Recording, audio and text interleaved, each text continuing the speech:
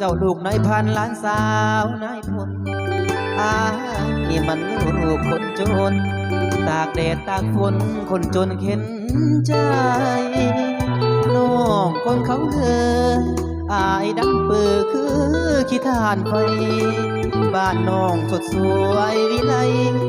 ส่วนบ้านอายมุงไม้ยาคาเจ้าขี่รถเบนซ์แต่อายเข็นรถทีบห่างเจ้าคนดีมีหัน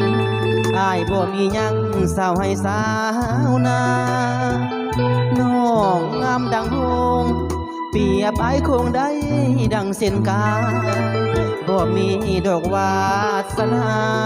สิได้มาเป็นคู่อยู่พิน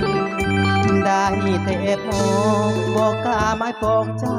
ดอกสาวไว้หาหน้าต่างกันไกลถ้าเปรียบไปปานฟ้า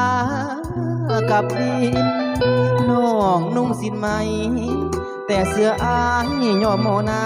เน้นไก่ปีดอาหารยุพินส่วนอายกินแต่ปลาแดกโกเจ้านอนบนเตียงแต่อายมีเพียงฝากฟ้าไม่ไปเจ้าคนมีมากมายมีคนหับใส่มากมายกายก็เจ้าใส่แว่นเพชรแว่นอายด้วยเศษเล็กทองเปรียบอายสิ้นปากกระพงโคตรจองบ่มีมองไป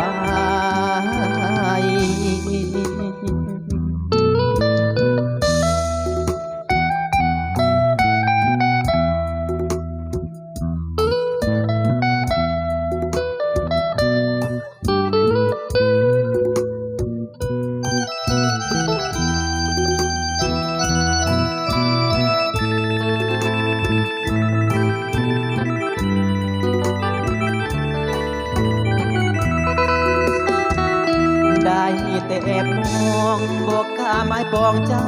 ดอกสามไว้ถ้าหน้าต่างกันไกลถ้าเปรียบไปปานฟ้ากับดินน้องนุ่งสินไหมแต่เสื้ออายย่อมโมนานินไก่ปีดอาหารยุพินส่วนอายกินแต่ปลาเด็กกงเจ้านอนบนเตียงแต่อายมีเพียงฝากฟ้าไม่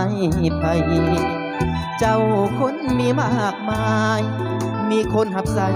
มากมายกายกองเจ้าใส่แว่นเพชรแว่นอายด้วยเศษเล็กทองเปรียบอายสิ้นปากกระพง